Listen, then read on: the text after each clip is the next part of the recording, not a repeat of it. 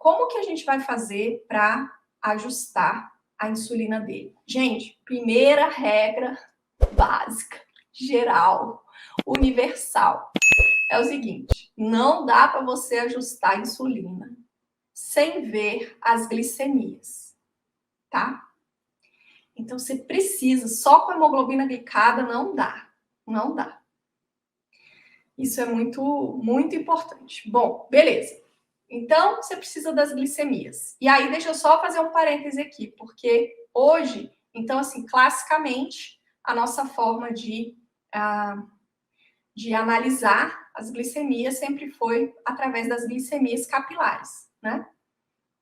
Mas, só que mais modernamente, a gente também tem agora a opção do sistema de monitorização contínua da glicose, né? Os aparelhos de CGM. Então, é possível a gente fazer os ajustes através da interpretação pelo CGM? Sim, com certeza. Né? E os pacientes que utilizam, né, a monitorização contínua da glicose, a gente vai usar, a gente vai interpretar, a gente vai analisar as glicemias do paciente através das curvas, dos gráficos e dos dados que o CGM nos apresenta. Beleza? Depois eu posso até falar um pouquinho sobre isso, se a gente tiver tempo, ou então em outra oportunidade eu posso falar sobre a interpretação do CGM. Mas a ideia é a seguinte: você precisa das glicemias, quer seja um mapa de glicemias capilares, que é o classicão ali, quer seja uma análise de dados de CGM. Beleza. E aí, o que acontece? Então, se eu só tenho o dado da hemoglobina glicada, mas eu não tenho glicemias, não dá para mexer na insulina, não faça isso, não mexa na insulina. Aí você fala, ué, mas como é que eu vou fazer? O paciente chegou, trouxe só a glicada para mim e aí eu preciso mexer na insulina. Não, então o que você tem que fazer?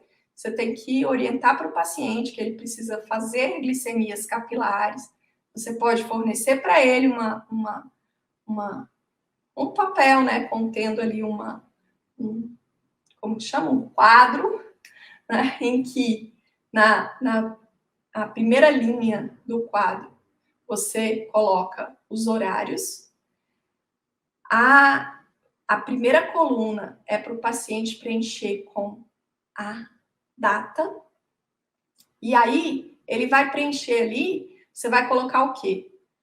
As linhas ali vão ser jejum, 2 horas pós-almoço, antes do almoço, desculpa, jejum, 2 horas pós-café da manhã, antes do almoço, 2 horas pós-almoço, antes do jantar, 2 horas pós-jantar, e aí você pode acrescentar também o horário ao deitar. Mas necessariamente esses 6 horários aí são os mais importantes, né? Aí pode ter também um 7º horário que seria ao deitar, e eventualmente você pode pedir para o paciente medir a glicemia durante a madrugada, né? Às 3 da manhã. Mas isso é na excepcionalidade. Logo, logo eu te explico quando é que isso cabe, né? Quando que isso faz sentido.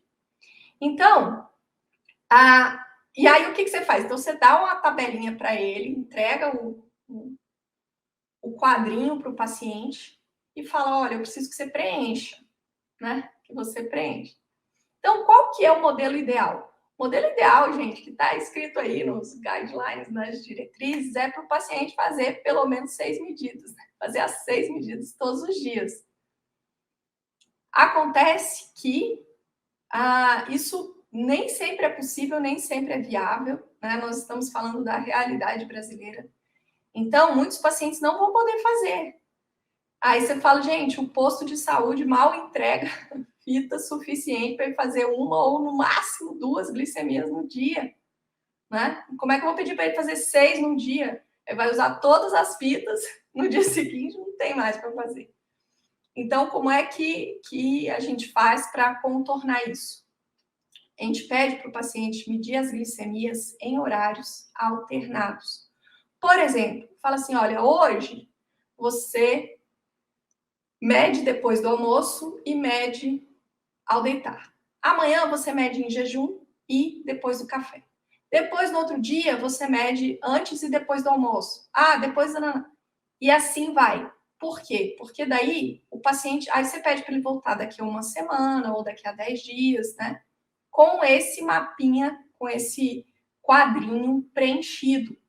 Aí você vai ter assim, ó, em cada linha desse quadro, você vai ter uma ou duas glicemias, o que ele conseguir fazer. Se ele conseguir fazer 3 no dia, melhor ainda. Se ele conseguir fazer 4.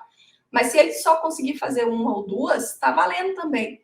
Por quê? Porque ao longo de uma semana, 10 dias, quando ele retorna para você, você vai receber um quadro assim, ó, com uns valores salteados, né? Aí falhando vários lugares, mas alguns valores salteados. E aí o que acontece com isso? Você vai ter pelo menos 2, 3 glicemias em cada horário. E é isso que vai permitir você analisar aonde que você precisa mexer na insulina. Então, se o paciente não te trouxe o mapinha, você pede para ele trazer. Certo? Beleza, maravilha.